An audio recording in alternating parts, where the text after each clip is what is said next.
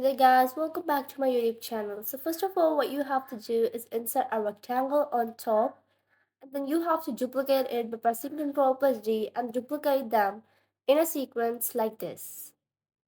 Next, you're going to select each of them and make one of them bigger and one of them smaller, and select all of them and then group them.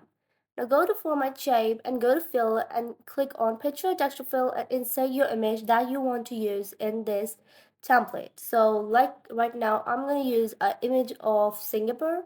So I'm going to do is just put that image right here.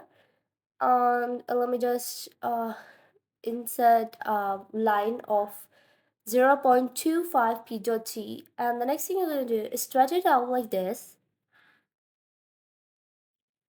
Yeah, so next insert a text box in which you're gonna write your header, and as this is the header, so we're just gonna bold it and use a bold font.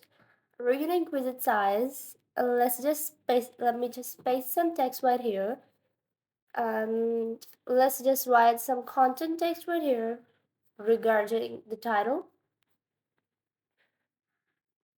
By the way, you can download this template for free from the link in the description below.